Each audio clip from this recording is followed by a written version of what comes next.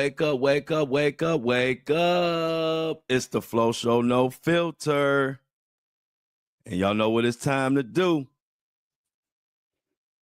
The thoughts, views, and opinions shared on the Flo Show No Filter are for educational and entertainment purposes only. I am not a professional. I am just good.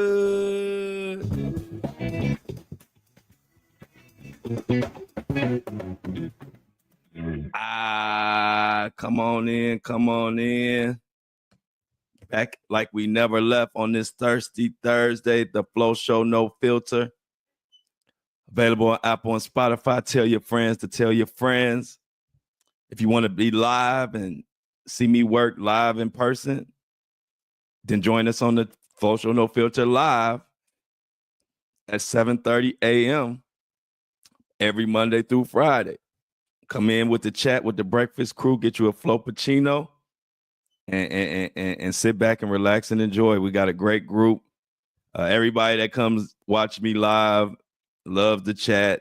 They love the experience. So I invite anybody who want to see what I do live, come on with us, join the breakfast crew. Bunch of great people. Don't be shy.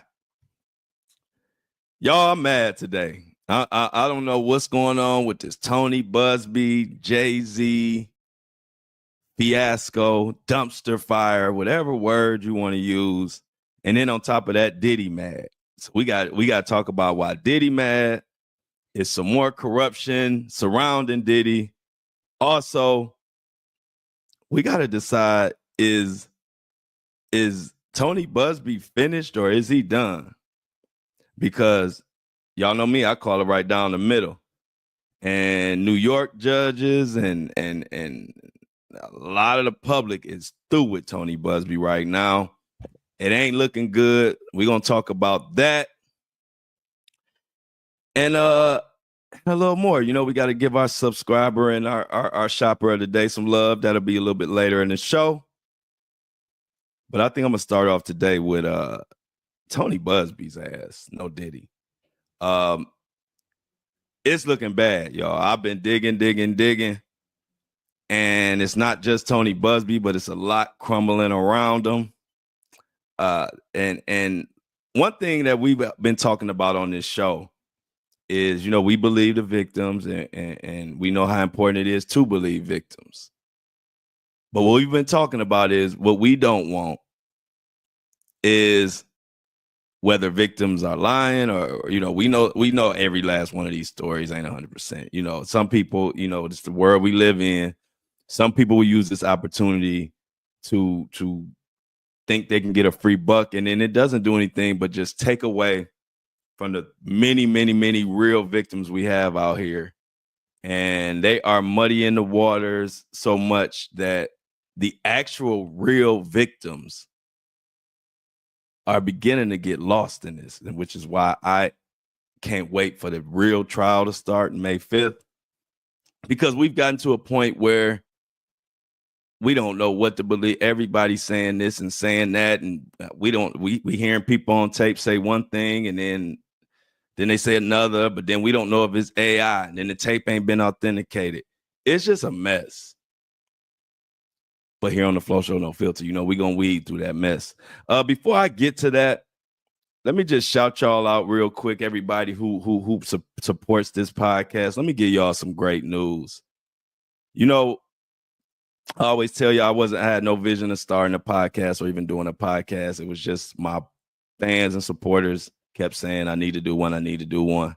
My sis Shan, she just told me I was going to do one, even when I was saying I wasn't. Anyway, I was going over numbers yesterday because I always keep track of our progress, what we need, what we doing, how we looking. And when I came across this information, I said, I got to share it with my podcast listeners because y'all have been amazing. And we together have taken this podcast to places I didn't even know in such a short time. So yesterday, y'all know we are the end of next week, we'll be hitting 100,000 downloads. And on Apple, Spotify, and the rest of the big podcast platforms.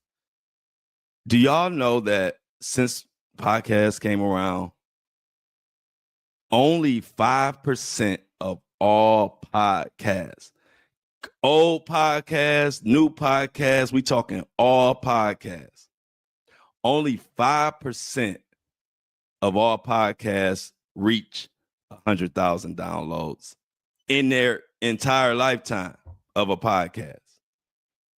We are about to do that in just over 4 months, which is incredible. I double checked the stats and I couldn't believe it. I even had to go to ChatGPT. I asked ChatGPT, I'm about to hit 1,000 downloads. 100,000 downloads on my podcast. It was like, that's amazing. They say only 5% even reached that in a lifetime. And the reason why I'm bringing that to y'all is because this is an independent people's podcast that we have come together and did incredible things in just 4 months. So we got some good shit to look forward to. We are independent. I call this the little independent podcast that could. Because these motherfuckers tried to ban me from TikTok. They tried to do all type of stuff. But they didn't know I had a serious community behind me. And they know I'm unstoppable. And we came together and independent, no big corporations, none of their money, none of their influence. And we are in the top 5% of every motherfucking podcasting right now. So I want everybody to take a second before I get into this trifling ass Diddy and Jay-Z talk to pat each other on the back. And I just want to give y'all those numbers so we understand we came a long way with the Flo Show No Filter, but we got a long way to go. We're going to continue to kick ass because we've been kicking ass. 4 months, 100,000 downloads. We already in the top 5%. Independent, not dependent on nobody. We got our own merch store.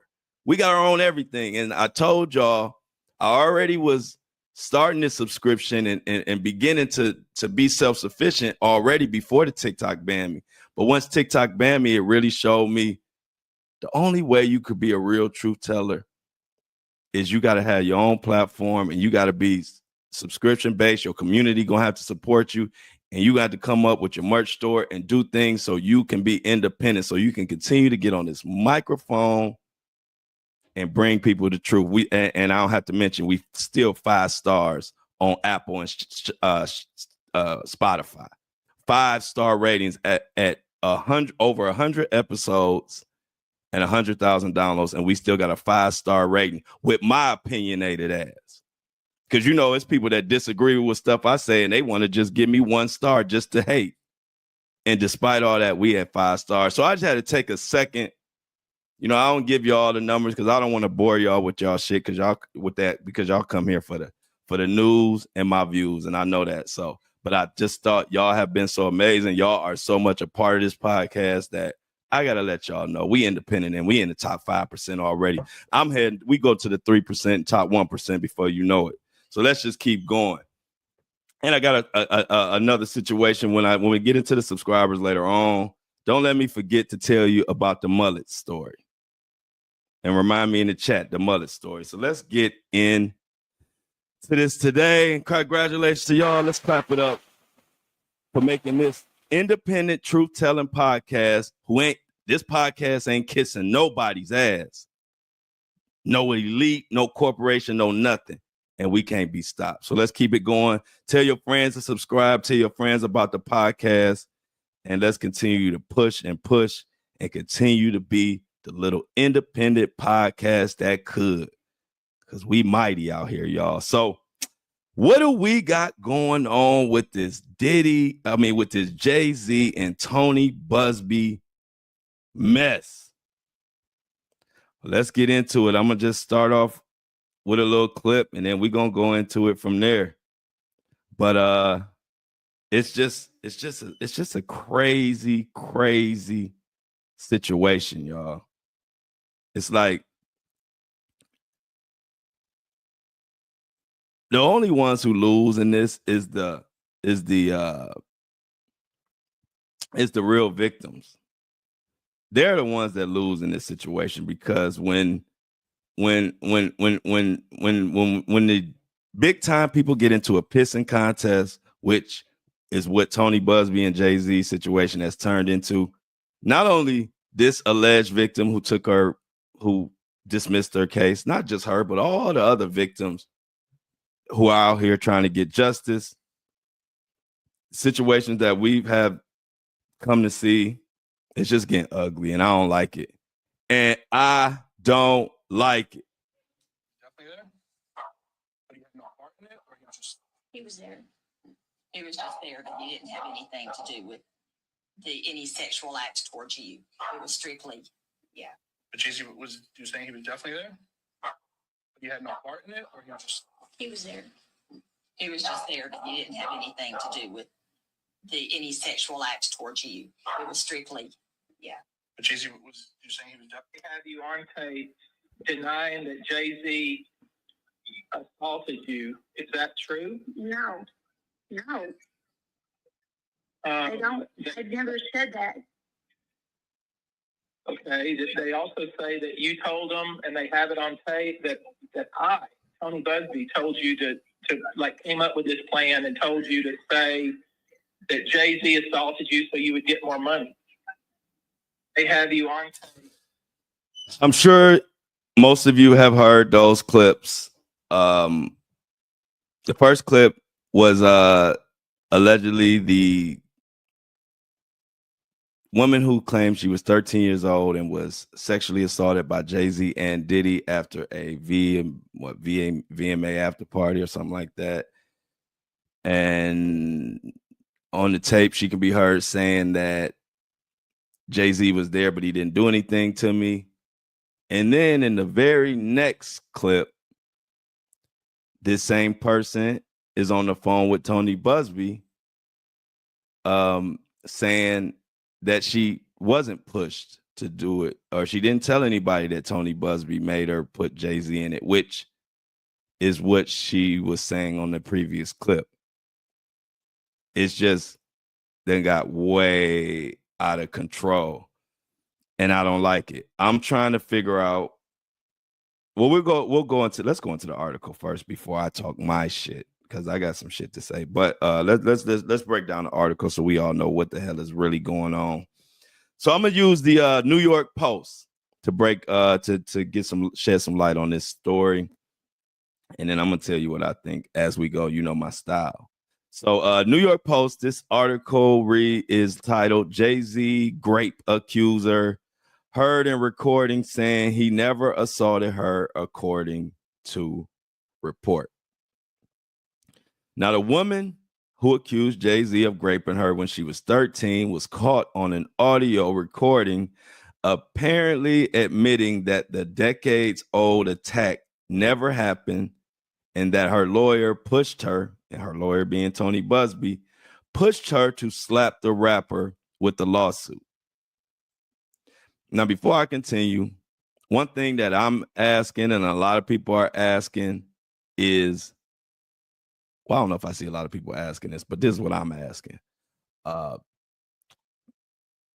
did some private investigators who weren't hired by Jay-Z, according to Jay-Z and his legal team, how did a private investigator not hired by Jay-Z and his legal team find this person who was supposed to be a Jane Doe, anonymous?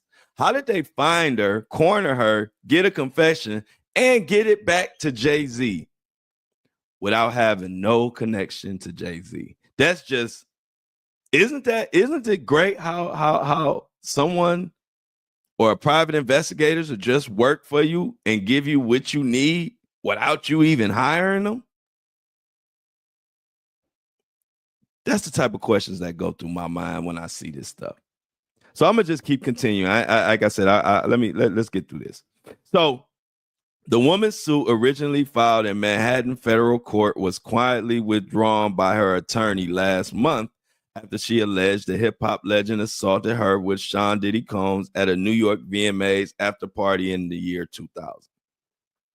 A recording obtained by ABC News has since emerged that captures the woman identified only as Jane Doe telling two of Jay-Z's private investigators that the alleged attack didn't occur. He was just there, but he didn't have anything to do with any sexual acts towards you. The private investigator can be heard asking in the clip. Yeah, the woman responded. Jay-Z, whose real name is Sean Carter, fiercely denied the allegations when the lawsuit was first filed last December.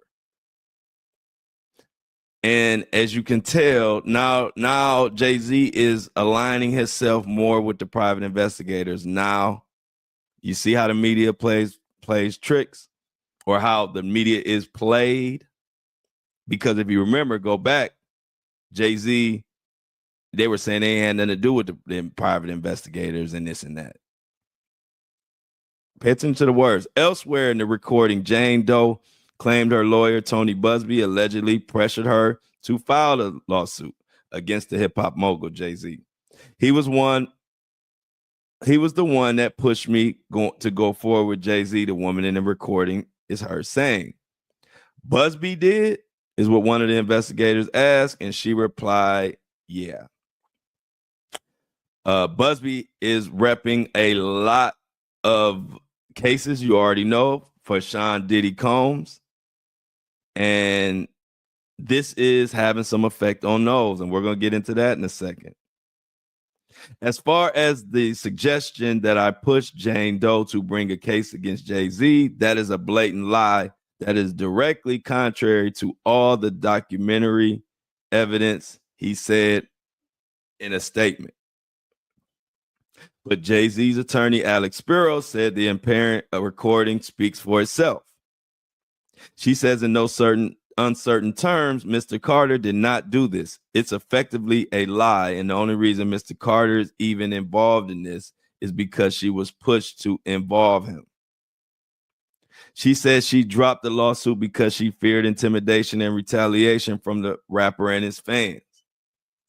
In the initial suit, the alleged victim claimed she was attacked by Combs and Carter at a drug-fueled house party in September after the VMAs. The complaint was originally filed in October and dropped recently. Jay-Z has since filed a defamation lawsuit against Jane Doe and Buzbee. Let's talk about this. We don't know what exactly happened. But what I can say is, if I am a 3 times billionaire, and I'm not saying Jay-Z hasn't cleared his name, hey, it's dismissed, I have to go with the legal proceedings and assume they did the right thing. But that doesn't mean I can't use my own brain to think about what was possibly going on in this situation.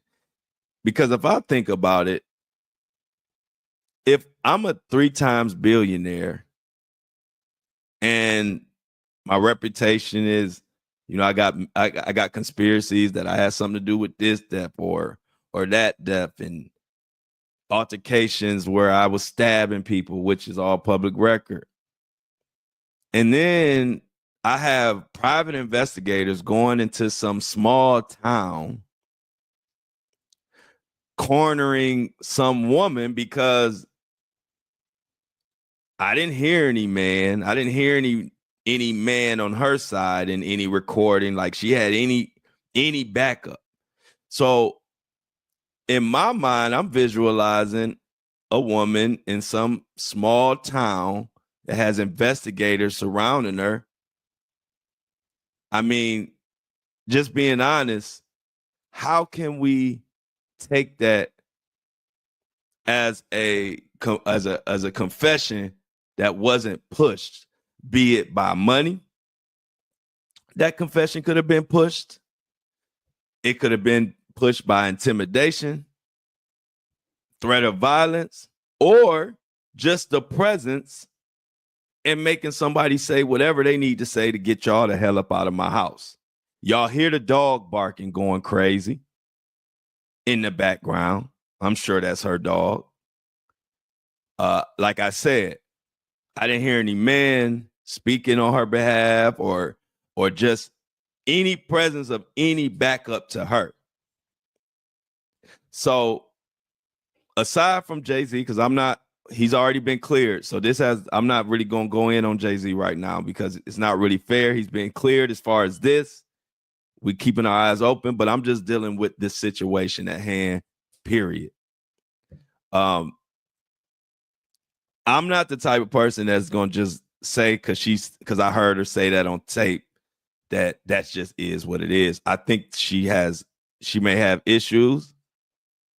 If that tape is real, then that means she's saying one thing to Buzbee and one thing to Jay-Z, two different things. That to me sounds like, for one, she could be having issues. She has issues, and also a person who's scared. Who want to be in between two high-paid elite people who are both trying to save their ass? Think about it.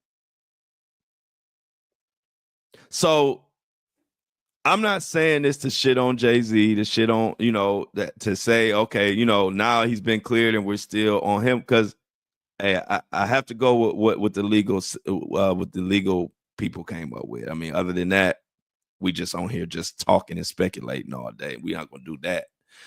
But I am giving I do want to give context to, don't just run with because you hear a recording. Because guess what? They're only going to play with what makes them look good. And I'm talking about these private investigators. We don't know what else was said. How do we know no money exchanged hands right then and there? How do we know? And if money did exchange hands and they said, look, you better not say no, you're going to come up dead. We don't know that. So it brings a bigger question to me, is if we're going to have accusers coming, looking for justice, I don't know if we should be allowed to approach them with private investigators and stuff like that. I mean, it gets to the point where a lot of elite and big time and big money people will be able to beat cases if they use this approach, because the private investigator is a way for them to intimidate, manipulate without their hands being dirty. Of course, like in the Jay-Z situation, you can say, hey, I don't know nothing about those private investigators. And then when everything goes good, next thing you know, you do know about the private investigators.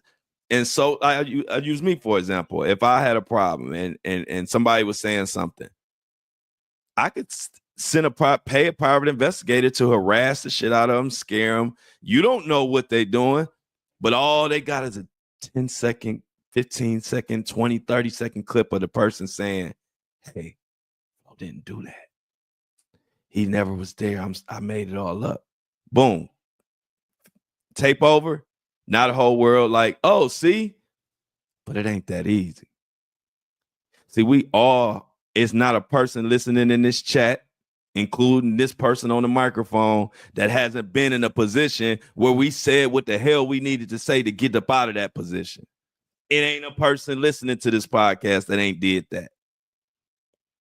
And so I just want to bring context to the people that just run because they hear a tape and now they just running around and thinking look, I'm gonna say it again. This is more an indictment on the system.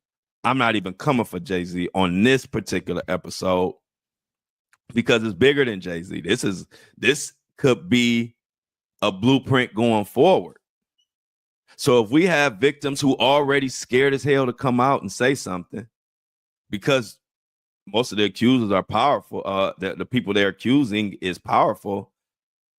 If we're going to allow private investigators, and I'm going to just say it, They didn't even sound like professional private. They sound like Craigslist private investigators or somebody you would look up on Facebook. They didn't even sound professional.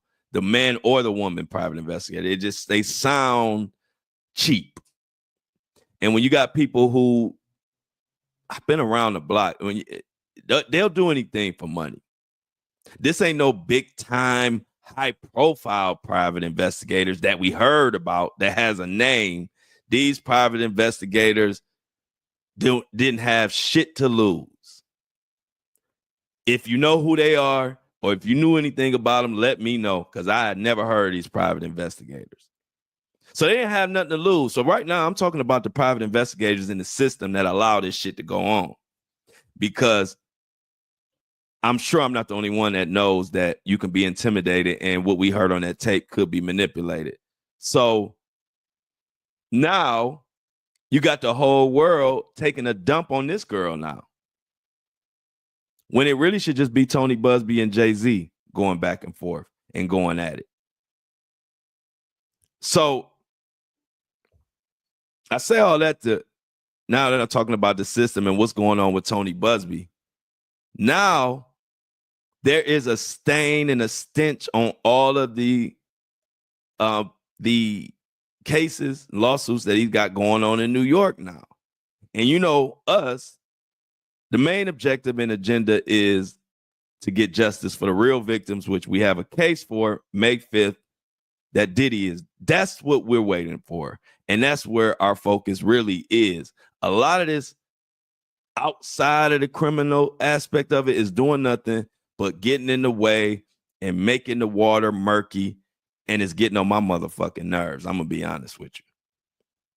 And so, to be honest, I really just want Tony Buzbee to chill out, because I don't want all of this, you know, is this true? Is that true? And we got another lawsuit that's about to be dismissed.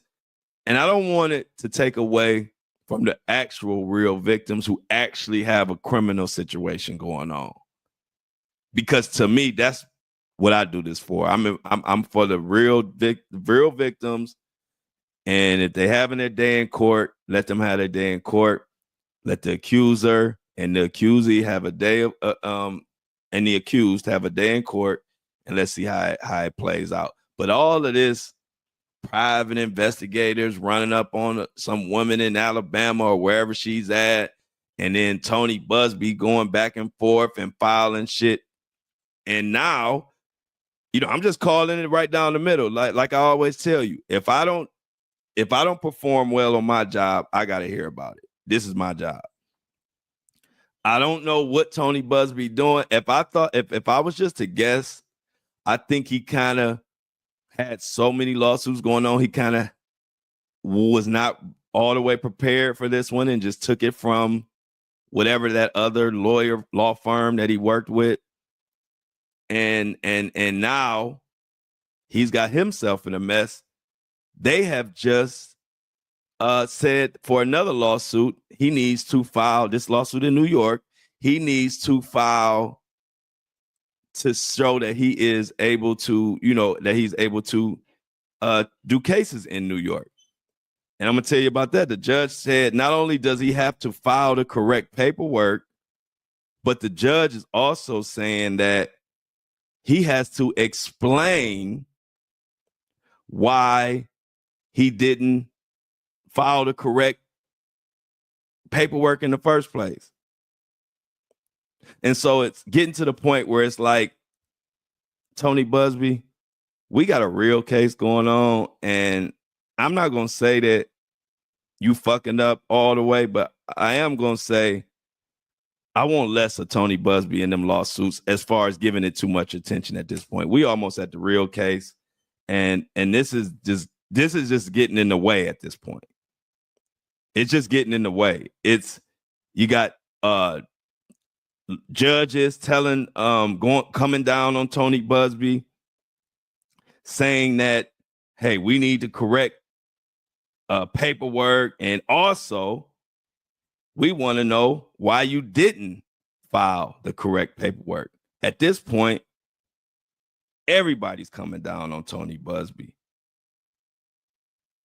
Right or wrong. Adria English, if you remember.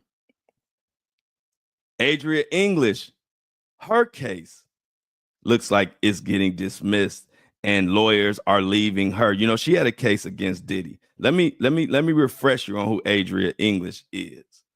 And then I'm going to tell you what the hell's going on with her. So Diddy just got slapped with another lawsuit. This is an old article from July. This ex-porn star worked at rappers' parties. If you remember, Adria English was one of the ones that said that Diddy groomed her, had her at events. She named certain people. She said she was employed as a go-go dancer and blah, blah, blah. And she just this been going on since 2009. If you remember the case, we talked about it in great detail. Well, let me tell you what recently just happened that a lot of people are not talking about, but it's getting on my nerves because, like I said, the real victims, or I don't even want to say real victims, the victims in this real court May 5th trial date, stuff like this is only taken away from them. So now, check this out of what's going on with Adria English. Adria has had plenty of attorneys leave her. Now, the new attorneys she had are parting ways with her, citing a breakdown in communication and attorney-client relationship, citing irreconcilable differences. They motioned for another 60-day stay while she seeks new counsel, which they've already done this. And now the court is saying they might not even allow her another 60 days to find new counsel because this is the third set of attorneys. So now this one is going down. This is all making Diddy look good, and which is impossible to do. And I don't want, and that's stretching it, not look good. But this is a win in Diddy's column. This is a win. And this is why I'm getting to the point where it's like, I really just want to focus on the real trial and the actual court criminal case, because the cases and the information coming out now, it's like people are just getting thirsty for one, either for money, or two, thirsty for a good story, because there's no rhyme or reason of what the hell's going on right now. You know that lawsuit that had Jaguar Wright? They finally put out the exact paperwork that shows that she couldn't have been involved in the lawsuit from Ashley. In the paperwork, it shows basically Jaguar Wright was locked up from, I believe it was February 1st. Here's the paperwork. I got it right in front of me. February 1st, she was locked up in 2018, and she wasn't released until April 10th. The date on the alleged incident with Ashley Perrin, where she says Jaguar Wright helped traffic her, and Odell and all this other stuff, Jaguar Wright was locked up. This took place on March 23rd. She was in prison. And I got the paperwork right here in front of me. So these are the kind of things, and I just wanted to talk about it in today's episode, because I don't want people to get lost, and I don't want this Diddy story to get lost, as far as we got a real criminal case going on, y'all, which has been vetted, which with raids, prosecution, feds, not this willy-nilly lawsuit for money stuff that we got going on outside of the real case.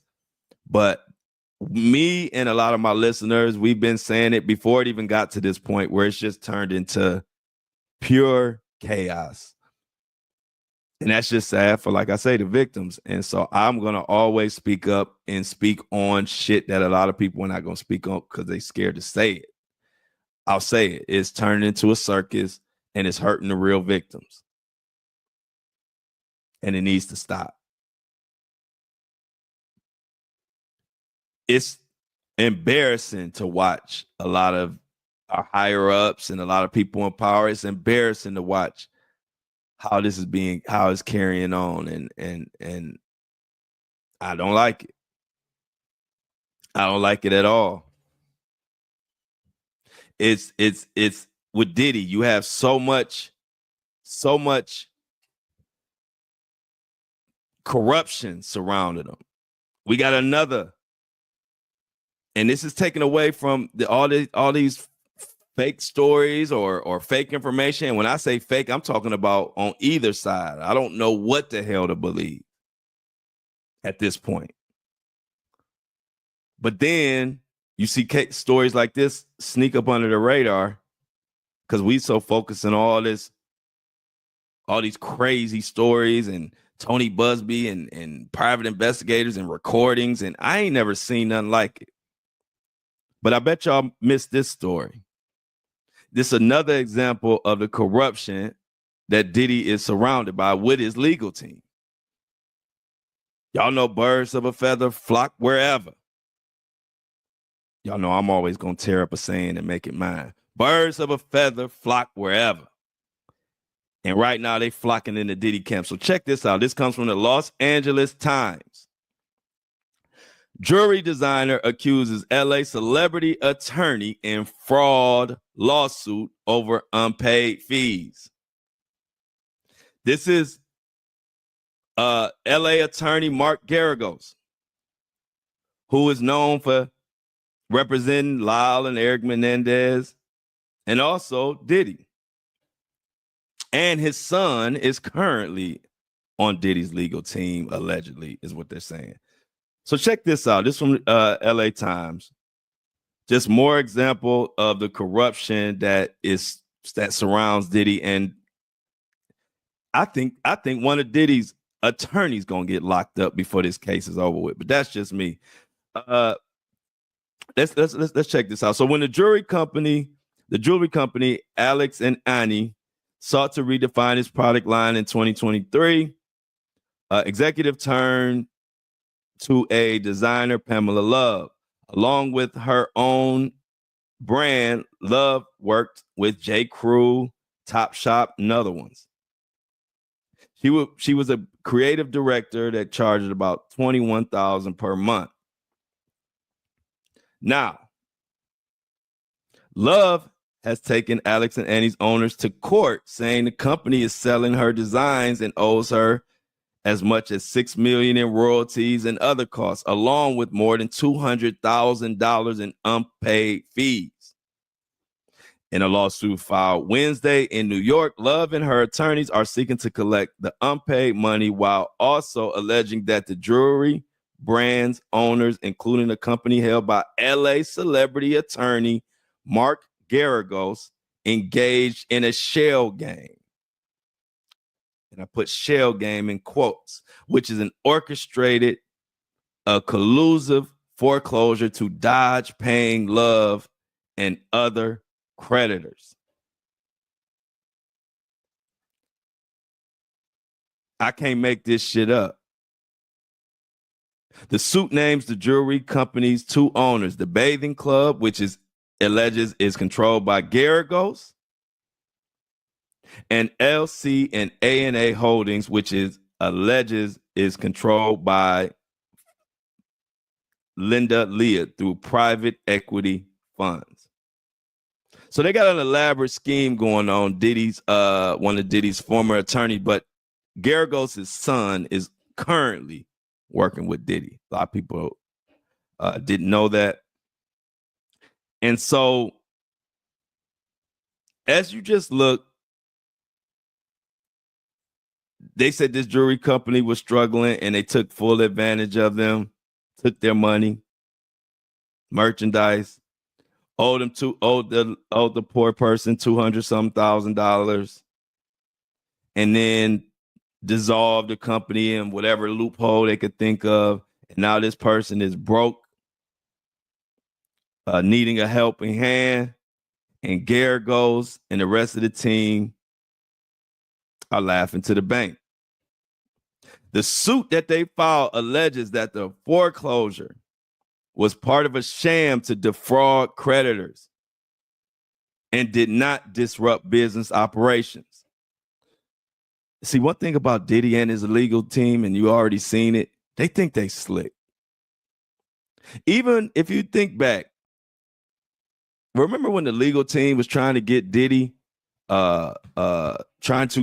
bond, and they said, yeah, we got him set up. We got an apartment. He's going to be more confined and restricted than he is in here. And we even have a private security that is going to be in charge of watching Mohawk Diddy 24/7. And then the judge and the prosecutors and I did some digging, and it only took 5 minutes of digging to realize this same private security that was supposed to watch Diddy when he went on bond or bail was the same one caught up in a lot of these lawsuits and a lot of this criminal stuff as being a part in helping Diddy carry out his illegal shenanigans. That says a lot about Diddy's legal team. And it is why the judge is not feeling them. They will do and say whatever. I'm going to just say it. Diddy's legal team, led by Diddy, they come off as just a bunch of crooks. Fuck it. I ain't about to beat around the bush. They just come off as fucking car salesmen. You know how car salesmen, every car that they want you to buy is the best fucking car, and you know that they lying, but they keep doing it because they're so stuck in mode. They don't even know that your lies are obvious as hell, and you trying to sell me this lemon, and when I don't want it, then you try to sell me the next car, and all of a sudden I thought this was the best car on the lot. Now, since I don't want that, now another one is the best car on the lot. Just a shady car salesman. That's what Diddy's legal team reminds me of. So while we got all these crazy lawsuits going on and stuff being dropped, we got more examples of the legal team that Diddy is surrounded by, which is why I'm telling y'all now, this case is going to go crazy. I'm telling you, one of these lawyers, they already whispering that one of Diddy's, if not more, but one of Diddy's lawyers is possibly about to be caught up in some type of money laundering. This case gonna be one for the ages. It's gonna be more than just Diddy and this nasty shit he been doing. Watch his lawyers. I'm telling you now, one of his lawyers or something in his legal team, they gonna get caught up in something, because Diddy has been behind the scenes mapping out all type of illegal, trying to intimidate witnesses, and his lawyers have been helping him. Like I said, the private investigator, he was the one who was supposed to be watching Diddy. He was caught reaching out and helping Diddy reach out to possible witnesses or possible victims. We ain't even heard it all yet because we ain't gonna hear it all till the trial come. But Diddy has done and broken more laws since he's been behind bars. But they're not gonna just keep putting it all out. Watch when the trial start. Watch when the trial starts. I'm telling you. And y'all know it's about that time where we gotta thank the people that make this podcast go, the subscribers. We doing something that a lot of them ain't doing. We are a self-sufficient, independent podcast, which is why we grew to top 5% of all podcasts in 4 months, because we are giving the people what they want to know about and what they want to hear. We not concerned with no ads. We not concerned with no corporations. This is a for us, by us podcast, and that's what the people love. And so I always take time, y'all know, to stop and give the flowers and thanks to the people that are making this go. And it's the subscribers and it's the people shopping on andidon'tlikeit.com, supporting the movement. So I don't have to worry about or I can't say this or say that because of this corporate sponsor. Fuck that. Y'all know me. Y'all hold me down. I'm going to get on this microphone every day, Monday through Friday at 7:30 and call out who need to be called out. If we got a boycott that need to be announced, I'm going to announce it, whatever the fuck it is. And that's why the key is staying self-sufficient. And I'm going to continue to bust my ass to keep this self-sufficient podcast where whenever we do have corporate people come in, if they want to sponsor or help out the movement, they going to come in on our terms. And if they don't like our terms, then they can kick rocks with flip-flops. That's the only way this podcast going to run. I don't give a shit if TMZ called me and say, hey, Flo, we got $1 million for your podcast, but you're going to have to cover shit we tell you to cover. I would tell TMZ to respectfully kiss my ass. I don't want nobody telling me what to talk about. That's more important to me than anything. So y'all got the right one. Y'all picked the right one to get behind. Because I don't give a shit how big I get or how famous I get. I don't like them motherfuckers. So I'm always going to be for the people and the voice of the people. That's in me. It's been me since I was born. So let's shout out our people. Who we got on the subscriber of the day? Don't tell me I done forgot to put it in the notes now. Where is the subscriber of the day? I must have put it in my other. Okay, got it. Subscriber of the day. And we only asked for $3. This person gave $8. Everybody give it up for Jason. Jason is our subscriber of the day. Jason is keeping truth alive, and I appreciate it because that's what it's all about. We're not going to be beholden to these corporations where we can't talk and say what we want to say. So, Jason, let me clap it up again. Everybody in the chat, say thank you for Jason. Thank you to Jason for subscribing. We need more subscribers, y'all. Please subscribe to the content. Keep this podcast going and keep it a truth-telling podcast where we can say what the hell we want to say and talk about on here. As I'm saying that, TMZ just sent me a message on my Skype. I don't know what they're saying, but I'll get to it later. Also, we got our shopper of the day. And she bought something that is going like hotcakes. Thank you to this young lady for keeping truth alive. And her name is Heather Halter. So everybody give it up for Heather Halter. She bought the black and I don't like it hoodie. That's been one of the hottest items. The black I don't like and I don't like it, and the Flo Show No Filter are the two hottest items on the website, and the website is andidon'tlikeit.com, which is our own merch store. We are a self-sufficient, mighty, independent podcast. I'm so proud of us and y'all and me. So thanks to Heather Halter. Everybody say clap it up for Heather Halter for supporting the movement. I know she's gonna love her, and I don't like it black hoodie. Thank you for copping it and spending with us. We greatly appreciate it here at the Flo Show No Filter. Go Heather, go Heather, go Heather, go Heather. So go to And I Don't Like It, y'all, and cop you a hoodie, cop you a t-shirt, coffee mug, whatever. My coffee mug is actually coming. I can't wait because I'm gonna have I don't like coffee, so it'll be tea in mine. So I'll be sipping tea in the morning in the Flo Show No Filter coffee mug. Matter of fact, Michelle out there got her coffee mug.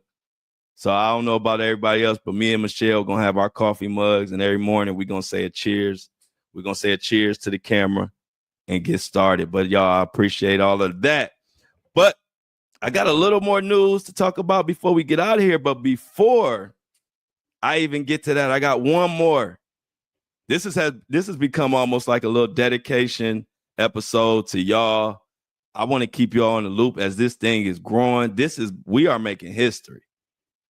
And I say it again, I wouldn't even been doing this shit if it wasn't for y'all saying, do a podcast. And here we are 4 months later in the top 5%. Independent. And I'm on here saying whatever the hell we need to say. And we still climbing as one of the top podcasts on Apple and Spotify. So I'm going to continue to tell y'all how much I appreciate it because I can't help it. But check this out, y'all. And this is what it's all about. Flo, the Flo Show No Filter has become a movement, and I don't like it. But y'all know I do like it. But y'all just know, and I don't like it is my saying. See, that's an inside. That's an inside. We got our own language. My listeners hit me up on my inbox. They talking to me. When we done talking, they be telling me I'm out. I love it. We got our own language. I can say something beautiful and I don't like it. Y'all know what I mean. People that are not a part of this movement, they don't even know. We got our own language. We got our own clothes. We got our own everything in this movement. But this is what I'm about to read you is the shit that warms my heart. Because if y'all know me, I'm not about judging. I'm one of the few podcasters that got just as many Trump fans and supporters as Biden and Kamala fans and supporters. And I built this community like that to reflect who I really am. Yes, I'm opinionated. Yes, I have my side. Yes, I stand up for this person or that person, but I also don't judge y'all for who y'all rock with. And people don't know. I caught a lot of heat for being so open to everybody. I'll just use those words. But I stood 10 toes on what I'm about. This was early in my career of content creating. And I would have people, some of my own people, be upset, like, man, you look out, you helping out everybody. We need you. So, I went through that.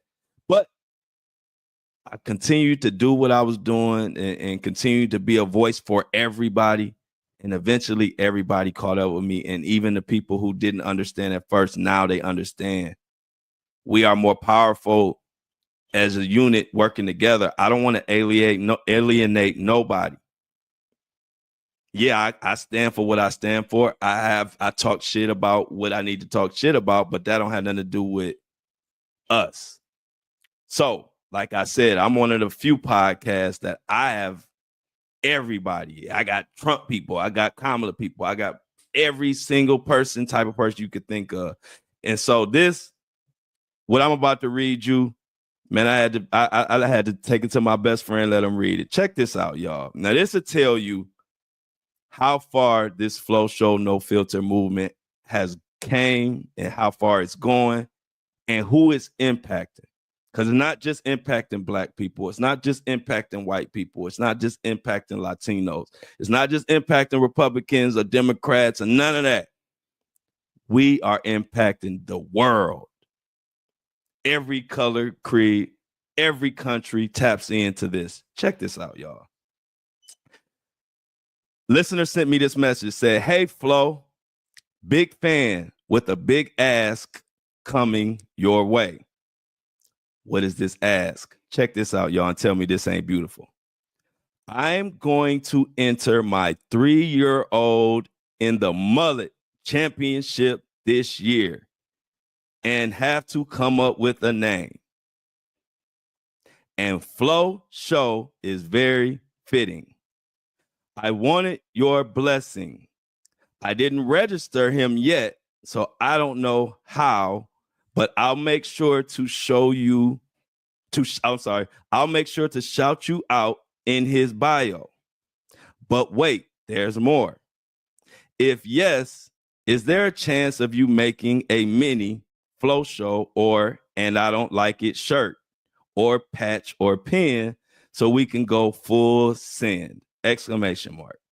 P.S. I wanted to subscribe for like 3 days so I could write something cool. I thought I could pick any amount, so I was gonna do 369 and make this remix. 369, damn flows fine. Loving when you podcast for me for more time. Flow show, flow show, flow show.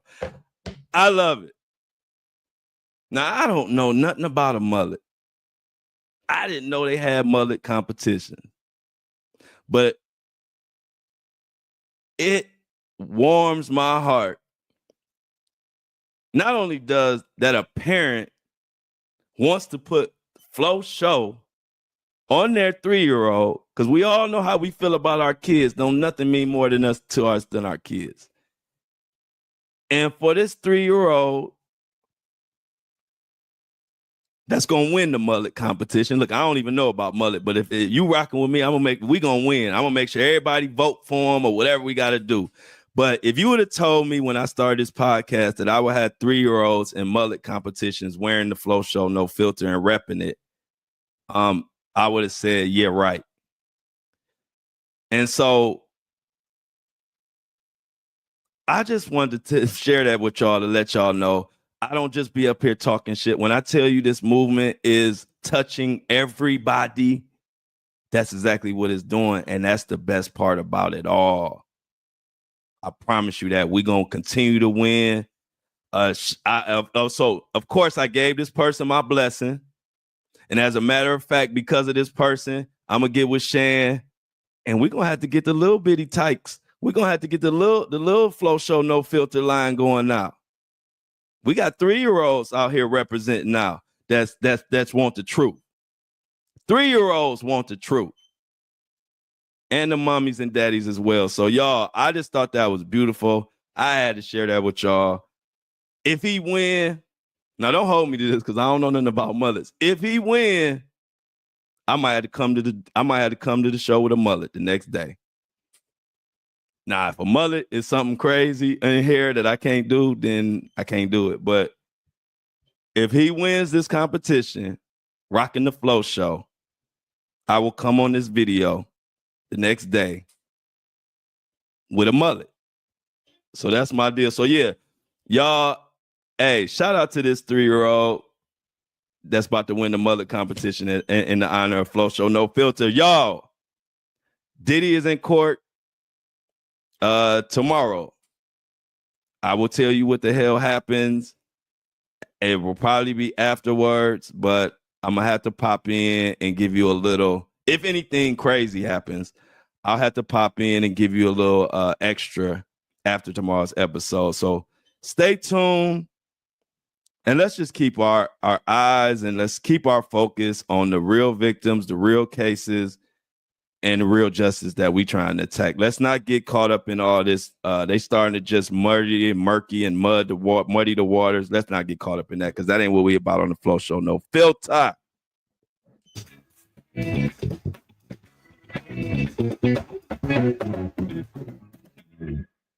I love y'all. We in the top 5%. But I'm out.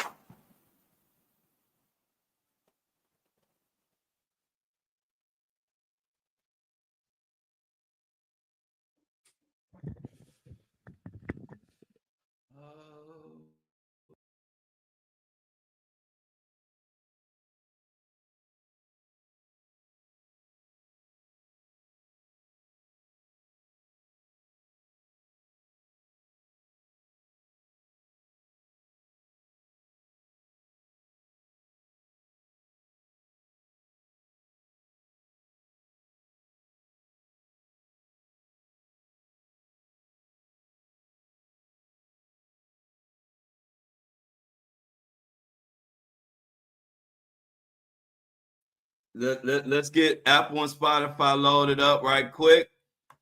And I'll be right back. Give me a second. Mr. Top 5%.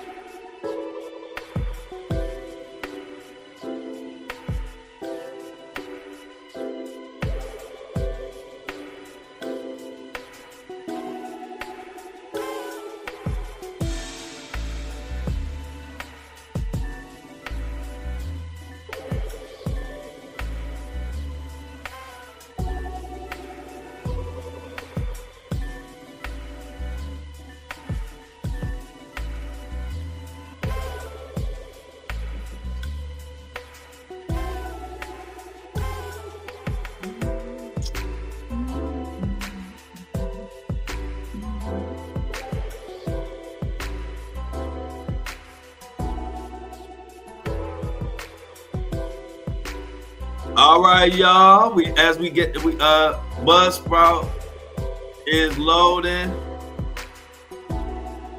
Hold up. We got Apple and Spot loaded.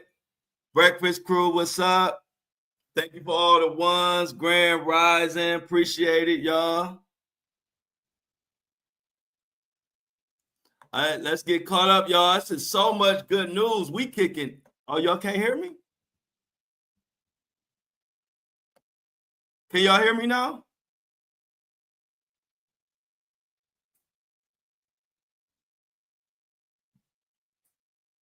That's a good idea, C-Tuck. I will put that on there. If you see Shan, hey, C-Tuck, why you ain't in the group me? Hey, y'all, why C-Tuck ain't in the group me?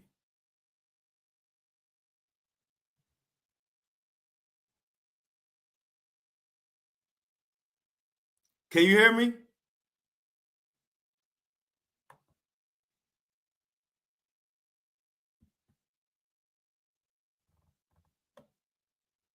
Okay, you can hear me now. Yeah, when I unplug. Okay, good. I appreciate it. Thanks for letting me know. C-Tuck, somebody get C-Tuck in the group me. I don't know why C-Tuck ain't in the group me, but that's a great idea, C-Tuck. I would definitely I like that. My grandmother edition. And I don't like it. That's a great idea.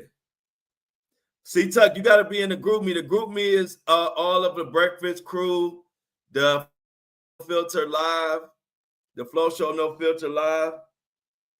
Yeah, Melody. Hey, Melody. Shauna get you in there. So look, y'all, anybody is welcome. The group me is a group of all of us. I'm in the group me chat. We got a big group chat. And it's basically all the Flo Show No Filter Live and breakfast crew, which is everybody that comes and listens in the morning. So Shauna can send anybody the link that wants to be in the group me. And it's a group of all the Flo Show No Filter closest people. And they be chatting all day long. And it's a way to keep in the loop of everything we got going on. So Shauna said, hey, good morning, K. Marie. Shauna said, add your Instagram here, and she'll send y'all the link so y'all can be in the group me chats. And it's the Flo Show No Filter. It's basically the Flo Show No Filter, a big group chat. We all in there. And it's a great group chat to be in too. You get some fun, you get some laughs, and you get people that's gonna look out for you. Everybody, we all just looking out for each other. So yeah, put your information and get with Shauna Johnson, and she'll send you the link so you could be in the group me in the Flo Show No Filter, the big ass group chat. Morning, K. Marie. Glad you stopped in on us today. We had a great show. Awesome.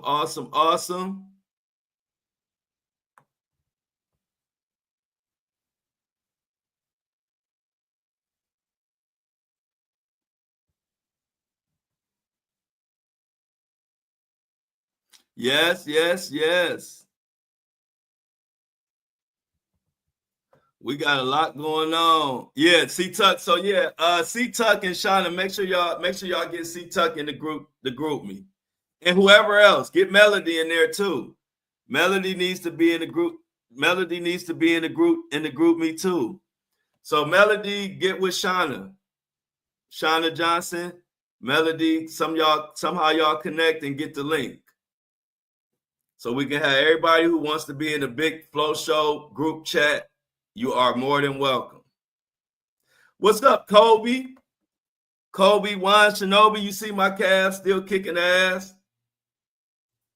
We ain't playing with nobody this year. So we got C-Tuck and Melody, who we need to make sure we get in the group me. Anybody else, you are welcome. K. Marie wants to be added too. So K. Marie, get with Shauna Johnson. And Shauna Johnson will get everybody in the group chat, the Flo Show group chat. Everybody who is, you are welcome. It's a beautiful chat. So, again today, do y'all know?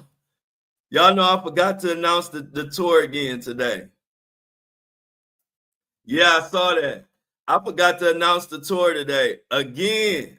But that's cool. Tomorrow, Friday. Don't let me forget tomorrow. Because I forgot again. I don't know how I be forgetting. I'm gonna write that down. But man, hey y'all, we got Shauna said I gotta drive my daughter to school, but I'll send them when I get back. No, Shauna, you know how people be. No, you can't do that. You gotta do it now. We don't, hey, look, we all be having other stuff we got to do. People got to understand that, but it's all good. But we definitely going to get y'all taken care of. Oh, yeah, we killing it. Hey, y'all, that's why it took me so long, because once I get committed to something, I'm coming to kick ass. I'm coming. Hey, look, y'all signed up the right one. When y'all told me to get a podcast, when y'all told me to start a podcast, y'all knew what the fuck y'all was talking about, because you got the right one, and they know they can't fuck with me. It ain't a podcaster that can fuck with me when it come to doing this. I'm the best. I'm the best. I don't care if anybody. Hey, look, and I'm waiting for a podcaster to say they better than me at this. I'm waiting, because when it come to this, we took this to the top 5% in 4 months, when only 5% of all podcasts ever created get to 100,000 downloads. We the best. And we're going to continue to push. We're going to continue to push. And when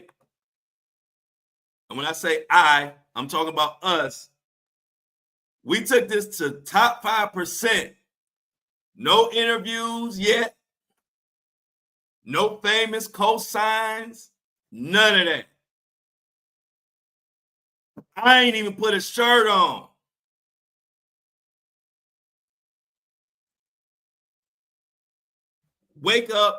Fresh wake up, no shirt, same bandana tied around my head, no interviews, no cosigns, top 5%.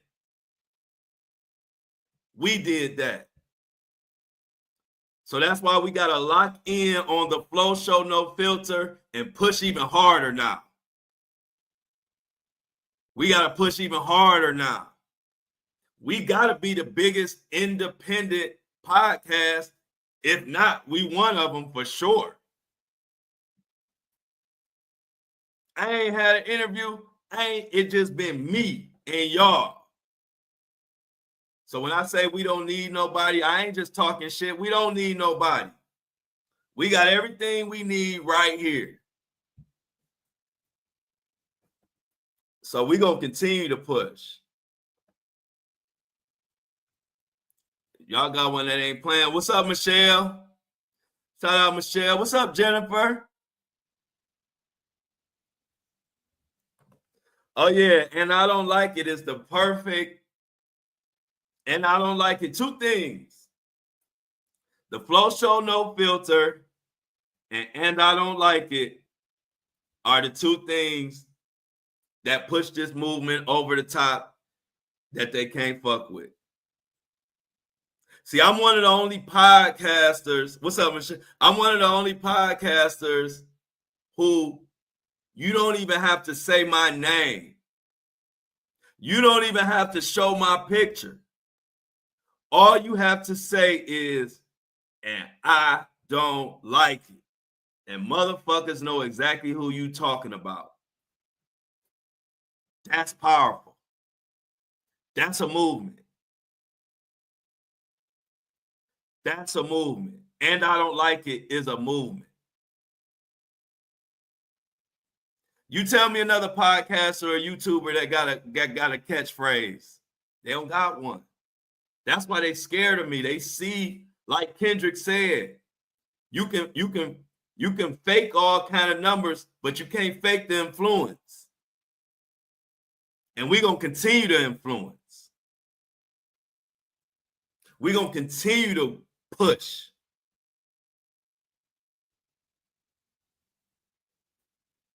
Oh, we got so many. Oh yeah, we got those coming. We got the I don't like it headbands coming. All right, it's funny you said that, Michelle. I told that was the design. That was the design of that I told Shan about. So you know at the end, I don't like it. Headbands, bandana is coming soon. Good morning. Good morning, Shanitra. If I said that wrong, I apologize, but I don't know if Shanitra has been in our breakfast on our breakfast show before, but everybody say what's up to Shanitra. We happy to have you. Good morning.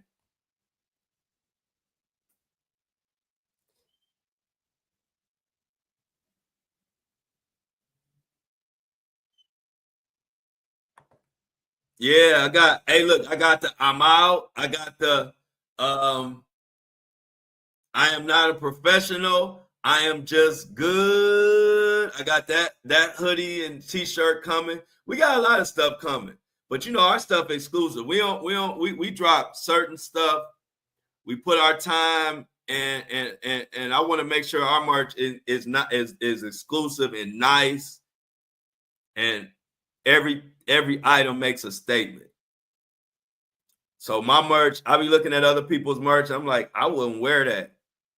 I look at our merch like, yeah, I'll wear that. And you don't have to know nothing about me to know what somebody's saying when you see them with an "and I don't like it" shirt. When you see somebody in an "and I don't like it" shirt, you know that they paying attention to what the hell going on in the world and they don't like it. And so the two main blessings in this movement has been "and I don't like it" and the Flo Show No Filter. Those two concepts are out of here. And that's a blessing. I had no clue. I had no clue. But we did it, y'all. But so I'm gonna talk about the tour now, since I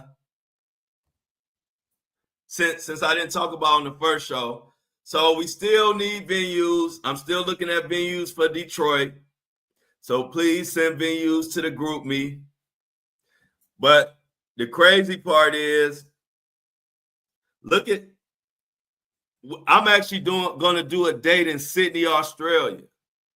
Sydney, Australia is one of my top cities. So I'm gonna let y'all know who like the top cities for my podcast. Let me tell y'all what the top cities are. But Sydney, Australia is like top 10. So these are the top cities of our movement. Los Angeles, Houston, Chicago, Las Vegas, and Phoenix. Those are the top 5. But if you go top 10, we got Sydney, Australia, Sacramento, New York, Atlanta, Charlotte. We popping. So as we line up this tour, I'm going to Sydney. So if you're in Sydney, Australia, the Flo Show No Filter podcast tour is coming to Sydney. I am going to Sydney. But when I announce the tour, I'm going to have everybody from every city send in where they want me to come to. As of right now, the only 2 cities locked officially are Detroit and Cleveland. Of course, I'm going to all these other cities, but I'm gonna schedule them as people ask. That's been my winning formula. I don't tell y'all where I'm going. I ask y'all where y'all want me to come to. So the loudest right now is Detroit. So Detroit is the first one that I'm locking in. Send some venues to the group me. And then, like I said, of course, Cleveland is my hometown. So I'm for sure going to do something in Cleveland. But I'm hitting all these cities, and especially the ones that fans and supporters reach out to me. But this tour is going to be amazing. And it's going to start either the end of June or like the second week in July. It's kind of tough because you want to be a week or two before the 4th or a week or two after the 4th of July. So I'm right on that, in that date range is where we're looking at starting the tour. End of June, like first week or 2 weeks after July 4th, somewhere in there. But like I said, we're doing Detroit. But I was surprised that Sydney, Australia, is in my top 10 of all cities. And it's all mostly, of course, the U.S. So I'm looking forward to going out to Sydney. Hey, what's going on, Angela? If I remember. I think I remember this Angela, but good morning. Hello.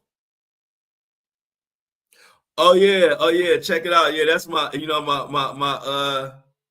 my best friend and my right hand man who gonna be on this journey with me. He one thing about my best friend. You see how I'm just kind of willy-nilly, it seems, even though I'm strategic still. I plan. But one thing about my best friend, who you see him in the chat, I put him on the big board. He crossed every T and dot every I. And if it ain't a T or an I for him to cross or dot, he'll put one there so he can cross it and dot it. Thorough to the max, Mr. Darnell Brantley, my best friend in the whole world. But he says Sydney, Melbourne, and Brisbane, Australia are all great supporters of this podcast. So we might be in Australia for about a month. No, I ain't gonna be there in a month, but we might be in Australia for a couple weeks. Because we do got Sydney. Melbourne is right behind Sydney. And Brisbane is somewhere there too.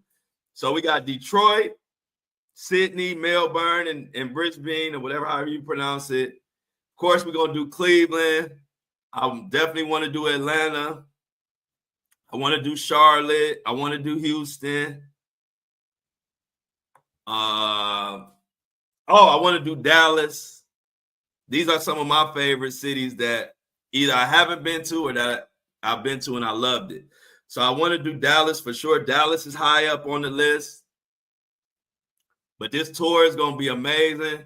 It's going to be like everything else we do. We coming to kick ass and take names. Hold on one second. The podcast is ready to be uploaded to Apple and Spotify. Give me a second.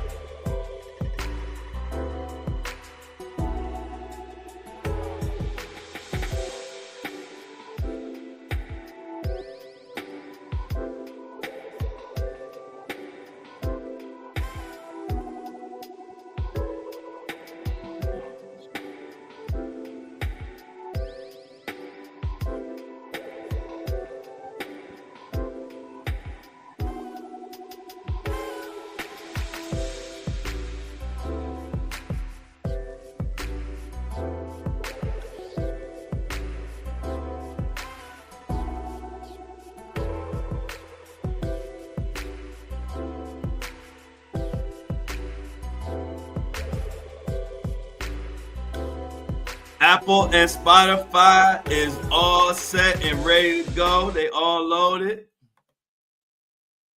So we got that. Oh, yeah. Los Angeles for sure. Darnell Brent, yeah, we doing Los Angeles. Will be on there. I'm gonna make some notes right now since I got y'all on the line, and I didn't get a chance to talk about the tour in on the podcast. So let's get a little bit ironed out because I do want to put this in my notes. Whenever I hear somebody speak about where I should go, one of my listeners, y'all know I'll be listening because y'all be right. You know I give y'all credit. One thing about me, when y'all right about something, I give y'all credit. When y'all tripping, I'm gonna tell y'all tripping too. But I don't have no problem. I love giving people credit. So y'all the ones told me to do this damn podcast. I don't know what made y'all think I was gonna be good at a podcast, but y'all fucking was right. So Angela says Los Angeles. I'm gonna work on that because we putting this. I'm putting all this together like as efficiently and as quickly as I can. So I got Los Angeles on here to look into. You said Amy 2 hours from ATL, 2 hours from Charlotte. Is that Amy? You saying you're 2 hours away from those two places? If that is, that's cool because I definitely will be. Atlanta is a for sure date. Sac is on there too, and Sacramento is my vibe. Sacramento is like the people remind me a lot of Cleveland. They don't take no shit in Sac Town. They don't take no shit in Sac Town. But I do got a lot of fans in Sac Town too. Orlando. Y'all really helping me out with this list. Orlando. What else we got, y'all? Amy scared to drive in ATL. I might have to come to where Amy at. I might have to do a special. I'll try to come to where you at, Amy. I'm gonna try to come there since it's not far. I wouldn't mind driving to where I forgot where you at, Charleston. But I'll probably have to go where Amy is.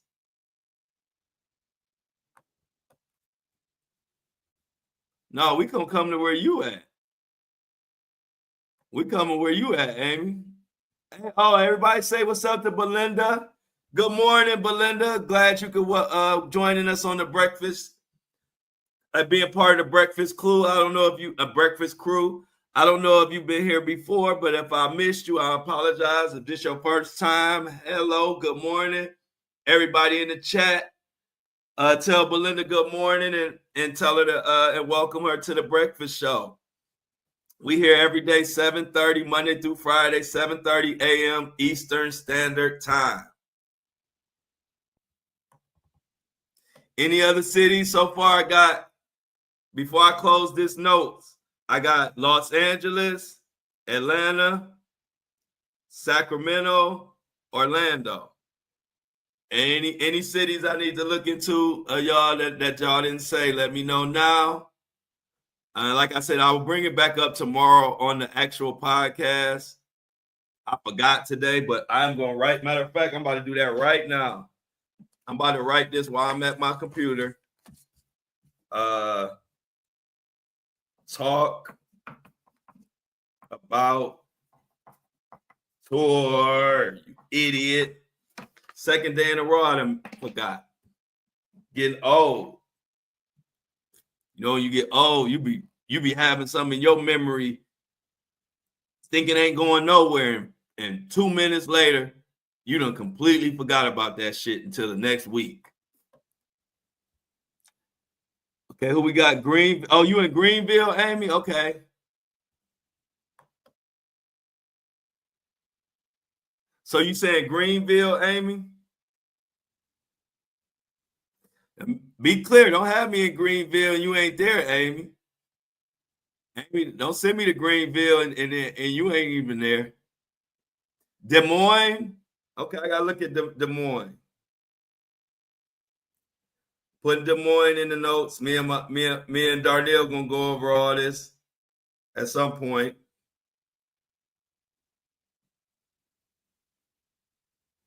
What's up, Dexter? Truth. Keep truth alive. Dexter, yes, you come here for the truth.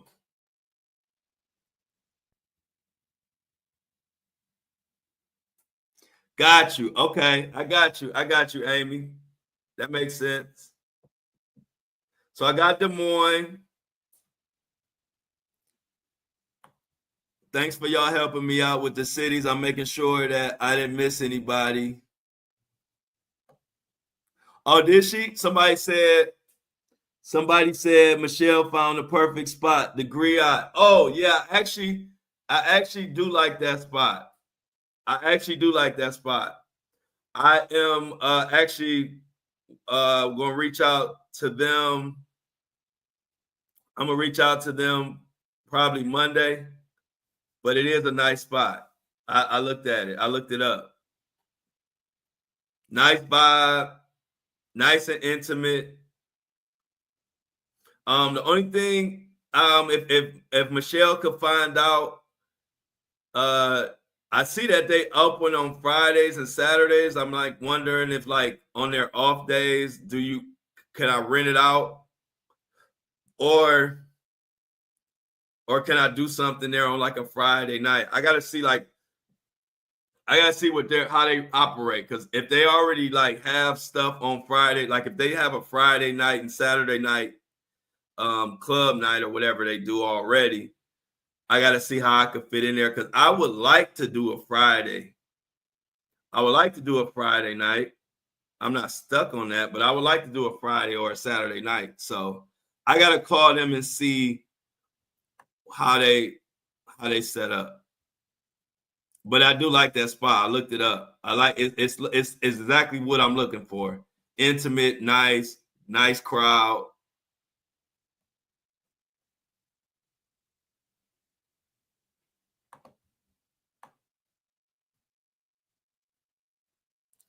I'm gonna come to, let me see. Go to Vegas. Somebody said Vegas. Oh, G Vegas. Oh yeah. Y'all know I'm going to Las Vegas. So if any of y'all in Las Vegas, I'm coming to you this summer. Phoenix, thank you. Yeah, that's high on the list. Matter of fact, Phoenix is, yeah, let me put Phoenix on here. Phoenix is actually one of my top cities. Let me see. Let me look it up again. I think Phoenix was like Phoenix is actually 1, 2, 3, 4. Phoenix is actually the 5th biggest city as far as my following. So like Phoenix is in the top 5. So the top 5, we're definitely coming to those cities. And the top 5 again is Los Angeles, Houston, Chicago, Las Vegas, and Phoenix. So those 5 places, automatic. But I still need to hear from the fans as far as which places I'm going to book first. I'm going to book the places where I hear fans and supporters asking me to come to the most. Those are the ones that I'm going to book first. But those top 5 cities will be booked at some point. Oh, the tour. Diamond, we talking about the tour. I didn't get to announce it on the podcast. I forgot. I'll be announcing it tomorrow. But the Flo Show No Filter tour is starting this summer. I'm already in the preliminaries of getting everything together. First city that we have for sure already locked in is Detroit. I'm in the middle of finding and locking in a venue right now. And then I asked anybody else out there, if it's any other city that you think I need to come to, let me know. But like I said, right now we got Detroit and Cleveland, where I'm from, so that's automatic. But right now Detroit is number 1, and we'll go from there. So anybody else that got a city that you need the Flo Show No Filter to come to, let me know.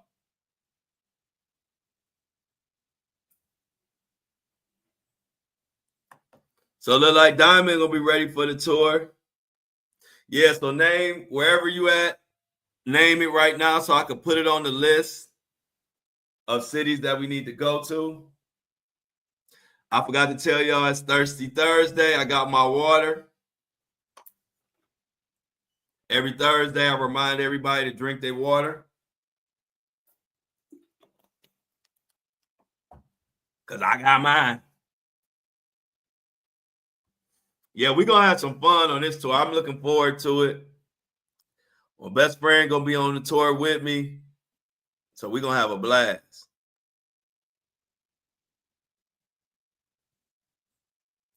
We're gonna have a blast. But let's, we got to talk about, people tapping in for some news. So let's what's the update on the Wendy Williams situation? What is the update on the Wendy Williams situation? Because it's starting to feel like that judge is fine. It's kind of that judge might be shady. But they saying that Wendy Williams, y'all, has some. Are you in Vegas? Oh, Diamond, I'm coming to Vegas for sure. Floyd might try to beat me up when I come to Vegas, but I'm coming. I'm coming. I'll be in Las Vegas. Floyd, hey, look, Floyd and the money team, they're gonna be waiting out. They're gonna be waiting at the airport for me to land. No, they're my guys. But yeah, I can't wait to go to Las Vegas. I can't wait to go to Las Vegas. I love Las Vegas. I told y'all know I used to live there for like 4 or 5 years.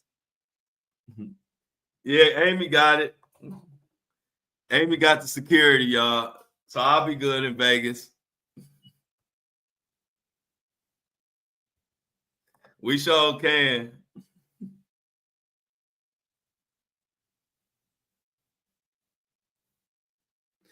All right. Hey, look, everybody got back. Yeah, I'm good. We gonna be good. I can't wait. I'm gonna be right there in Las Vegas. Don't worry.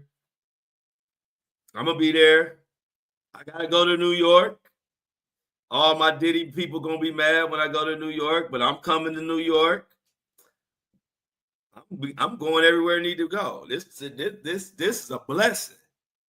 This is a blessing to have a community and have people that got your back and down in the way this whole thing is a blessing. I'm gonna touch every city that I got supporters who y'all been supporting me for over 2 years now. A lot of them, some of y'all are new, but I got a lot of my supporters been supporting me for 2 years, at least 2 years. So I gotta come out, reach out, and touch the people.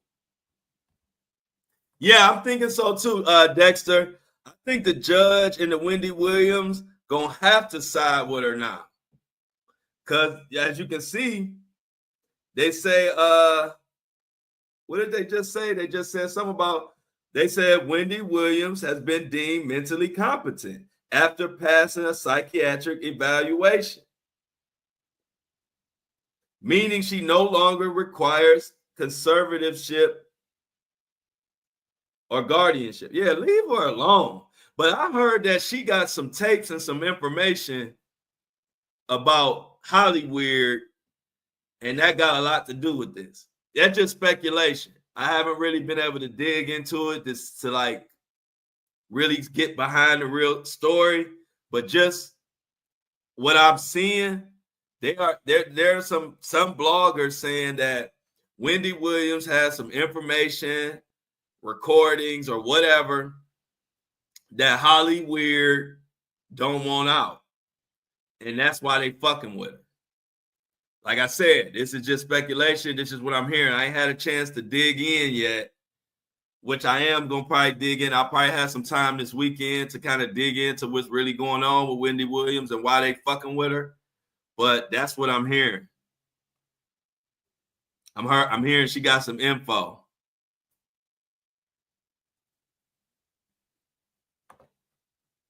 Okay, yeah, I heard Diamond got those pipes. Yeah, they trying to keep Wendy Williams silent for a reason. That's why I said this weekend I'm gonna do some digging. But like I said, just from my blogs that I watch, I haven't really been able to read into it. But they're saying that Wendy Williams has some information that they don't want out, and that's why. And it makes sense. Because what's going on with her makes no sense. I was glad to see, did y'all see that Wendy Williams' brother spoke out on her behalf? Because remember, I was telling you, I was like, where the hell is Wendy Williams' backup at? Like, where's her backup? Where are the men? Like, where are the men in the family? And I'm glad to see that her brother apparently has finally spoke out. Thank you. Because it was my sister, and they've been trying to put her in some. If they were doing this to my sister, I would have been went crazy. But it says Wendy Williams' brother speaks out, claims she's in great shape, and demands release from assisted living facility. So it goes on. This is from today's Esquire written article. This is the article. It says in a statement to U.S. Weekly on Wednesday, Tommy is her brother. Tommy said Wendy is doing well both mentally and physically. He also called for her release from the New York assisted living facility where she has been staying since 2022. Let her up, he said, reinforcing his belief that she does not need court-ordered supervision. And I agree. They fucking with Wendy Williams, and I don't like it. This can happen to any of us. Y'all gonna have to protect me as I get bigger and bigger. One day they might try to pull the wool over the world's eyes and tell them I'm incapacitated. I don't know what I'm talking about, and try to lock me up in a facility. That's why I speak up now, because I realize this shit can happen to anybody if somebody is out to get you. And the only way you can get out of it is outsiders helping. So thank God that somebody finally started helping Wendy Williams after I cussed out the whole fucking world about Wendy Williams last week. Oh, good. Thanks for that info. Dexter saying her niece, I guess her niece spoke out too. She said she been on their next year because I've been trying to do whatever little bit I can too. Because I was at first I was kind of covering it, but I really didn't know what was going on. And I thought Wendy Williams really needed help. You know, I didn't know. I was going off of what they were saying. And then it started I'm gonna tell you when I got pissed. When I saw her talking outside of the window, doing an interview with TMZ, and she was coherent and talking, and you could tell she was normal. I said, here these motherfuckers go again. They got me thinking she can't talk and walk and don't know what she's doing. And here I'm seeing her behind some glass window in some living facility, crying and talking to TMZ, talking about what the hell going on. It was at that moment when my ass got pissed. I didn't like the whole situation, but that moment, that's when I was like, where the fuck is everybody?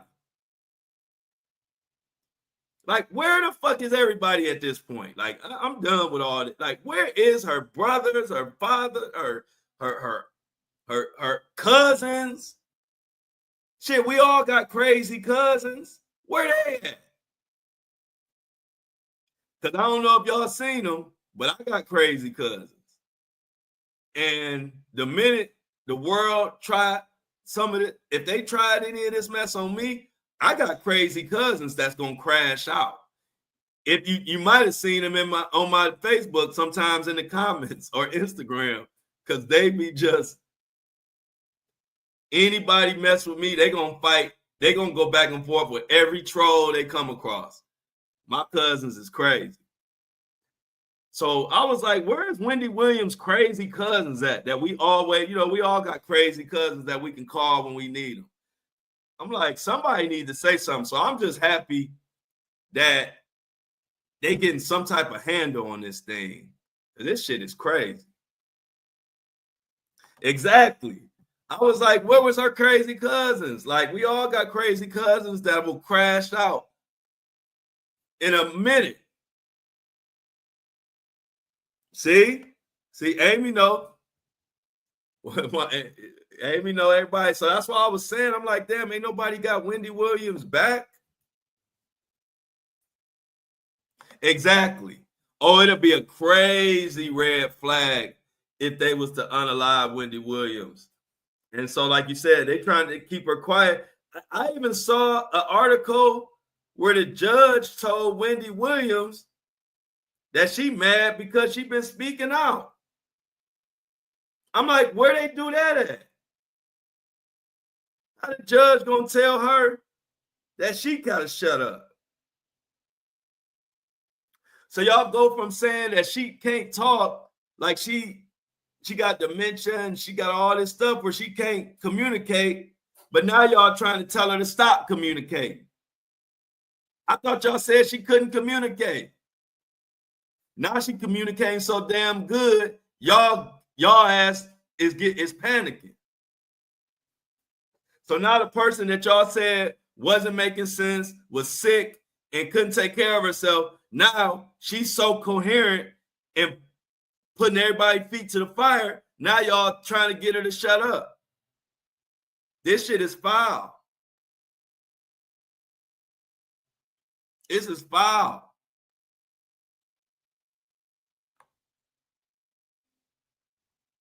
But like I said, I'm just glad that somebody is speaking up for her, because for a minute, I felt like she was on her own.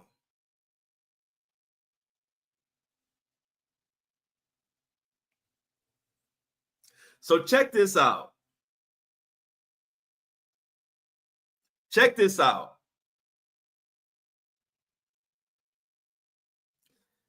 Check this out, y'all.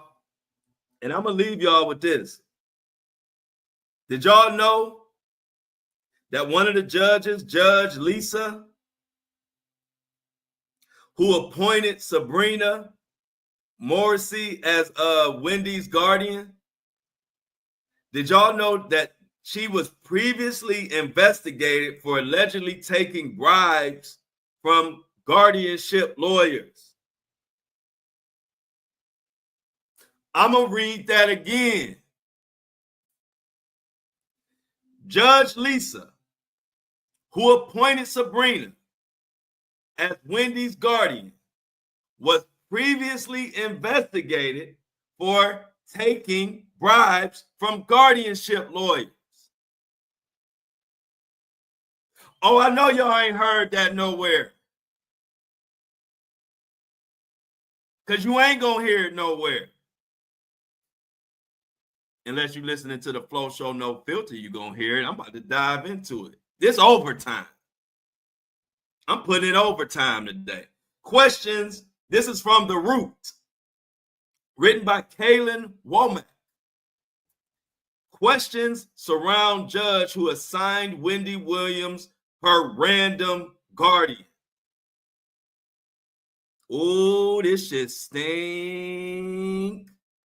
Somebody in trouble. After the Where's Wendy Williams documentary began airing on Lifetime, the internet exploded.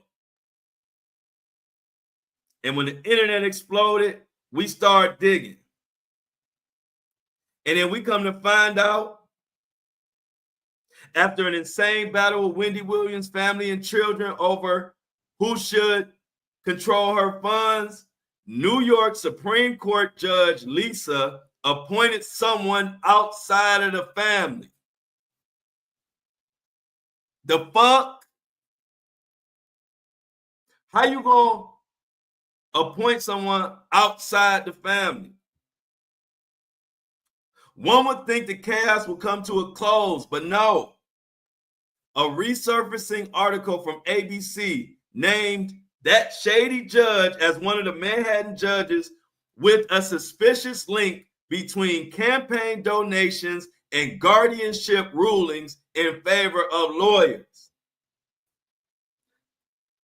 People don't dig like me. That's why they ban my ass on TikTok. Because I'm going to find some shit.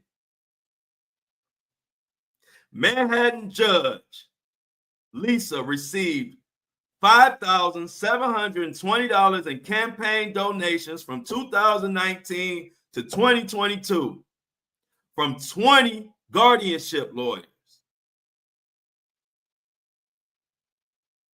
One of the lawyers who donated to her, he donated $1,000. Another guardianship lawyer donated money.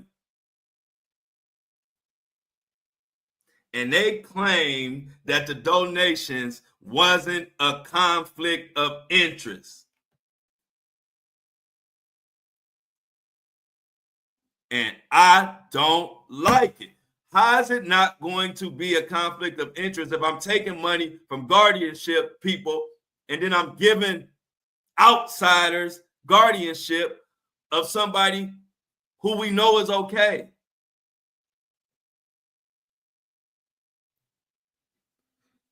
Now, it has not been determined whether Morrissey donated, the person who got this guardianship, it's not been determined that that person donated, but how do we know?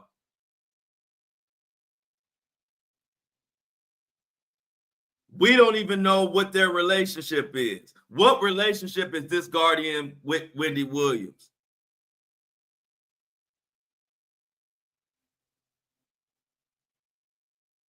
It stinks. And these findings merely cast even more skepticism on why Wendy Williams is being treated like this and what the fuck is really going on.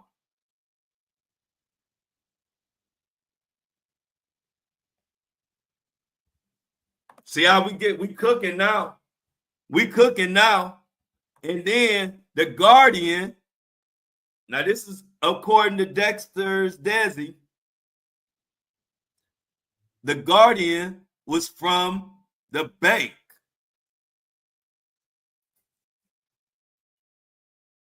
Y'all see how shady this is? And I bet you 90% of y'all listening didn't know this information about the Guardian. Didn't know this information about the judge. This judge already done been investigated in some shady guardianship shenanigans.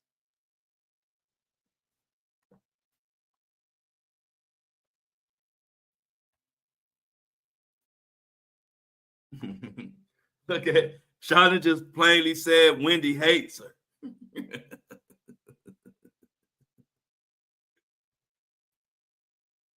There you go. Bank account wide open. This some bullshit. So we're going to stay on Wendy. We're going to stay on this judge and this guardian. The Flo Show No Filter is officially on their ass. I'm about to do some digging this weekend. This judge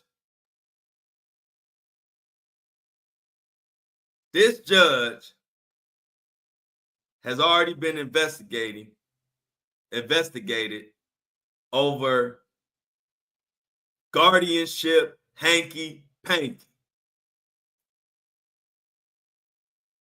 And I don't like it. I don't like it.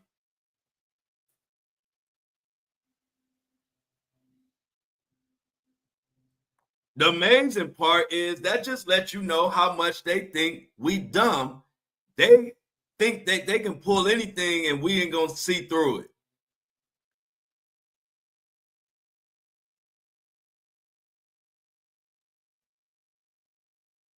Oh yeah, we officially on their ass now. We are officially on top of this guardian and this judge.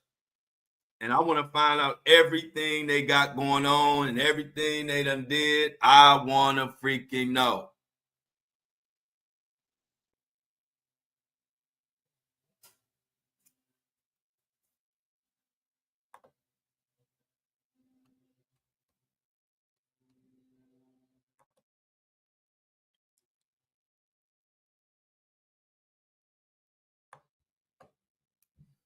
So I appreciate everybody who tapping into this Wendy Williams situation because it's some bullshit. Anything else before we get out of here today? Let me look and see if there's anything else we need to that's coming across. Besides my Cavs kicking ass. Thank you, Dexter, for it sounds like Dexter's Desi sounds like has been paying attention to what's been going on with the Wendy Williams situation. I appreciate that. And Wells Fargo froze Williams' bank accounts and filed a petition for a temporary financial guardianship. Wow. They ran a crazy game on Wendy.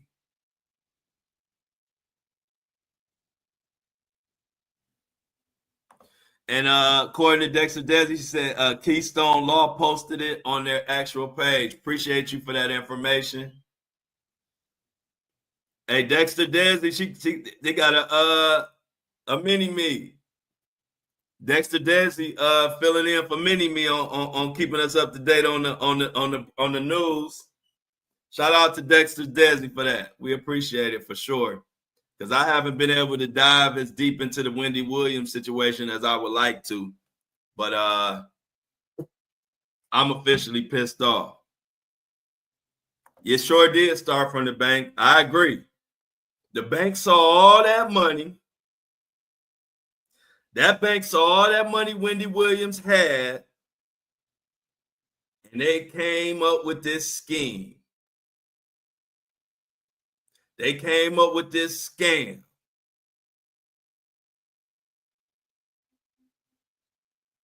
And here we are. They've been plotting on getting that money from Wendy Williams for a long time. And who knows where they've been spending that money. Man, we don't know who all has been benefiting off Wendy Williams' money.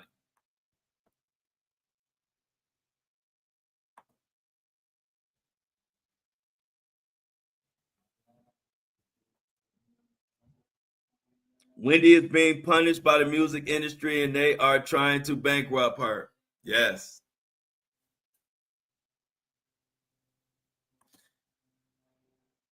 And a lot of people think Mohawk Diddy got a lot to do with what's going on with Wendy Williams. And that's why I got to do some digging this weekend, y'all. I got work to do.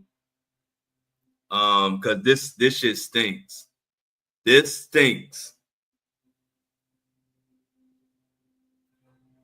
It stinks, really does.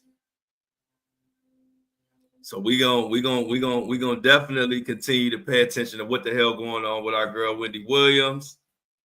Let me go back in my notes and see if there's anything that I missed in the podcast that I want to convey to y'all before I get D-Buck out of here.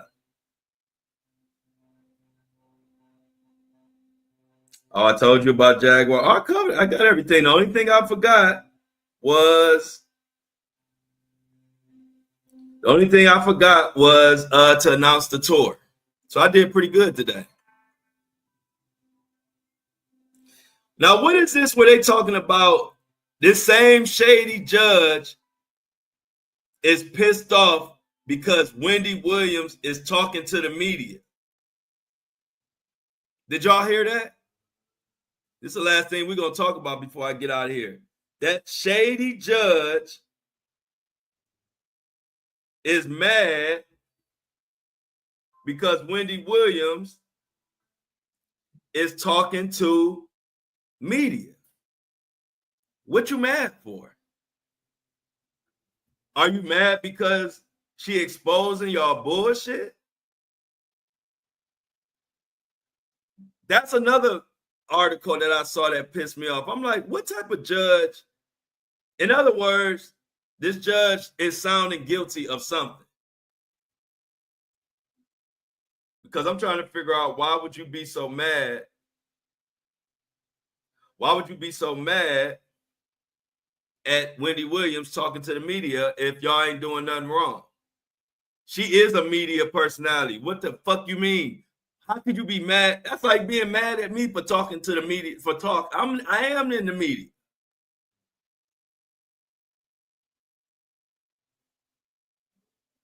But it say right here, Wendy Williams' guardianship fed up with her talking to the media. This is by the Daily News. Before we get the fuck up out of here, we got to go over this. Check this out. From the Daily News, Wendy Williams' guardianship fed up with her talking to the media. The judge handling Wendy Williams' guardianship case is reportedly upset by the former talk show host because she continues to speak to the media and wants to add even tighter restrictions. This is some bullshit. This is unbelievable. In a fiery email sent to Williams' lawyer, Judge Lisa, the one I just said was investigated for guardianship bullshit before. In a fiery email, she said she ordered Williams be moved to a more restrictive assisted living facility than the one she's in now. And the one she's in now, Wendy Williams calls it a luxury. She calls it a luxury prison.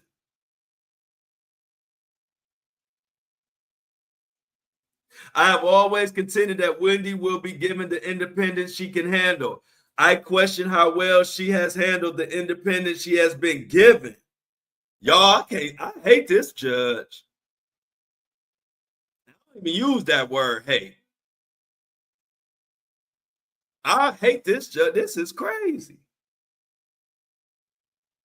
You mad because this lady is seeking help?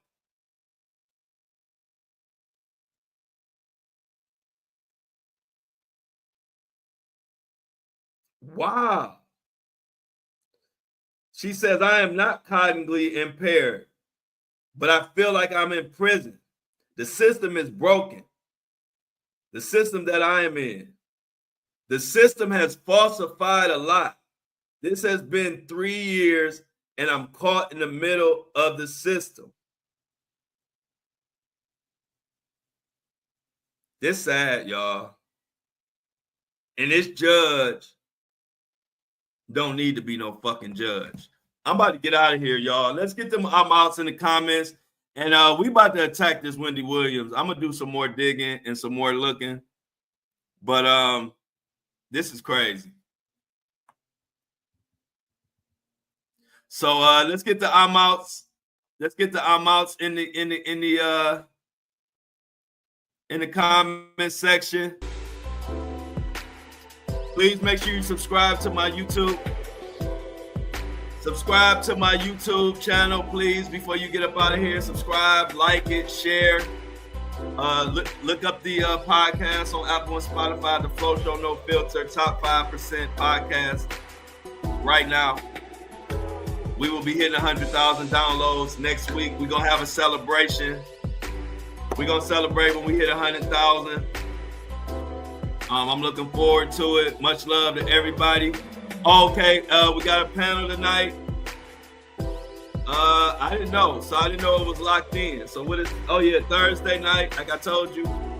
According to Shauna, there's a panel tonight. Thursday night has turned into ladies' night, but man, you are welcome too. So everybody check out the panel tonight. I don't know what time it is, but I'm sure they'll make an announcement and I'll let everybody know. And as always, we out. Everybody get the outs. I'll see y'all tomorrow, same time, 7:30 a.m. The Flo Show No Filter available on Apple and Spotify. But if you want to see it live, join us every Monday through Friday at 7:30 a.m. Eastern Standard Time. I'ma miss y'all. I love y'all. But I'm out.